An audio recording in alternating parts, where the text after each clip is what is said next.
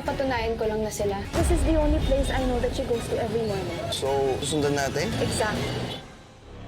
Nagulat si Lola Neneng sa naging itsura ni Caroline noong sinuot na niya yung eyeglass niya na pati mukha ng dalaga ay nalagyan niya ng pulbos na agad-agad niyang pinunasan na sobrang nasiyahan naman si Caroline dahil sa sandaling yun lang niya ulit naramdaman na may nag-aalaga sa kanya simula namatay ang kanyang mama. Binigyan pa siya ng matanda ng pang-dessert na pinagkakaguluhan sa lugar nila dahil talagang masarap na dinadayo pa sa Binondo. Kumuha ang dalaga at sinabing idagdag na lang nila sa listahan niya na kinagulat naman ni Lola Neneng.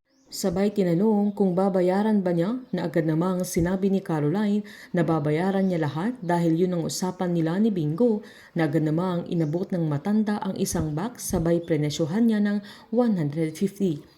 Inamoy-amoy pa ni Caroline bago niya tinikman na nasarapan din siya nung natikman na niya. Nang tanungin ng matanda kung kumusta na ang ulo niya na nilagyan niya ng pulbos ay sinaad naman ng dalaga na nakatulong sa kanya kahit papano. Naalala naman ni Lola Neneng si Bingo kaya sinabi niya kay Caroline na meron din siyang hihilinging pabor nang akala ng dalaga ay pera ang hihingin ng matanda kaya tinanong niya agad kung magkano ang kailangan niya. Giniit naman ni Lola Neneng na hindi niya kailangan ng pera, sabay sinabing mabuting tao si Bingo na sana'y huwag siyang mapahamak at bago siya umalis ay iniwanan niya si Caroline ng mga candy para hindi maboring ang dalaga.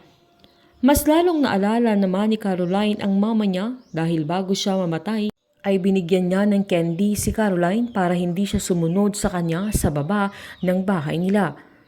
Habang nakipagkita naman si Stephen kay Irene para lang malaman niya kung ano na ang update niya kay Caroline na mas kinainis na Irene dahil hindi talaga siya ang sadya ng binata. Sinabi na Irene na wala na si Caroline at hindi na niya makikita kaya tinanong siya ng binata kung anong ginawa niya sa kapatid niya na hindi naman umamin sa Irene sabay sinabihan pa niya si Stephen na para siyang asong sunod na sunod kay Caroline na sinasayang lang niya ang panahon niya. Habang sa pag-uwi naman nila Bingo ay sinabi niya kay Snoop na Felix ang leader ng mga kidnapper ni Caroline sabay na patanong siya kung sinong nag-utos para patayin ang dalaga. Giniit ni Snoop na delikado ang buhay nila pero sinabi naman ni Bingo na mas delikado ang buhay ni Caroline dahil noong una ay kikidnapin lang siya pero ipapapatay na din ang dalaga. Sinaad ni Snoop na mas mapapahamak sila kung hindi nila titigilan ang pagtulong nila kay Caroline. Nanindigan naman si Bingo na hindi nila pababayaan ang dalaga na kung mananatili siya sa kanila ay mababantayan nila at ligtas ang dalaga doon. Pinaliwanag ni Snoop na paano kung ipapahanap siya ni Felix pati ang nag-utos na kidnapin siya. Giniit naman ni Bingo na mas mahirap nilang mahanap si Caroline dahil madaming tao sa Binondo kesa sa malayong lugar na mag-isa lang siya. Sabay sinabihan si Snoop na kailangan nilang mag-ingat dahil matatapos din ang problema nila kay Caroline. Alalang-alala si Bingo na hinahanap niya agad si Caroline sa bahay nila. Naradatnan niyang nagsusulat sa board crime nila na nagtaka pa ang dalaga dahil pagod na pagod ang binata na humihingal pa pagdating niya na sinabihan pa niyang parang tumakbo siya ng napakalayo.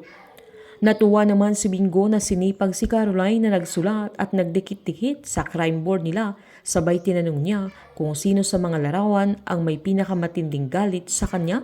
Na biniro pa ni Bingo na ang problema ay ang dami nila pero agad namang sinabi ni Caroline na yun din ang iniisip niya nung wala pa si Bingo pero alam na niya kung saan sila mag-uumpisa na agad niyang tinuro si Liv na karelasyon niya si Edward na fiancé ni Bettina.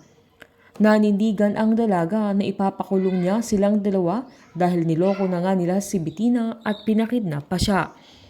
Walang kamalay-malay si Caroline na si Gina at Irene ang may kagagawan sa pagnitnap sa kanya at plano pa nilang ipapatay. Magkaiba ang inutusan nila Gina at Irene na hindi din nila naasahan na pareho sila ng plano sa dalaga.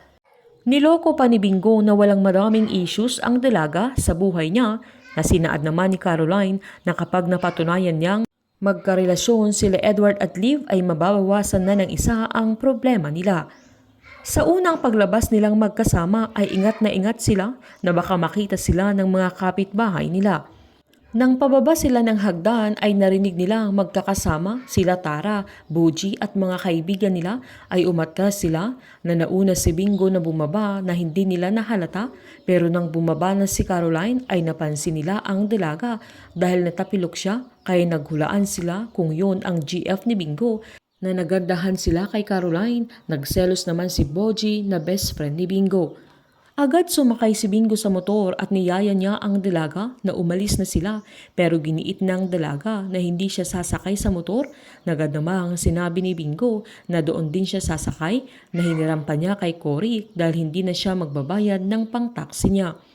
Nang hindi niya mapilit ang dalaga ay sinabi niyang mauuna na siya at pwede namang sumakay si Caroline sa jeep or bus na makipagsiksikan siya.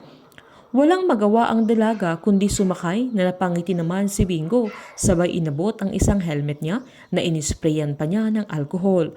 Una nilang minanmanan si Liv kung saan sinundan nila kung saan ito nagpupunta, na walang kaalam-alam si Caroline na kumikilos na din si Charleston para sa kanya, kaya siya mismo ang makakabisto at nabidyohan pa niya na totoong may relasyon sila Liv at Edward, kaya babalik lahat sa kanila ang sisi at mapapahiya sila Cindy, Bettina, pati si Irene sa patuloy nilang pamimintang kay Caroline, at mapapatunayan naman ng dalaga na hindi siya liar sa tulong ni Charleston. Painit ng painit ang mga tagpo, sabay-sabay po nating subaybayan ang advance episode ng Can't Buy Me Love dito po sa aking channel. Patuloy lamang po manood at mag-subscribe para ma-update po kayo sa mga susunod na episode. Marami pong salamat.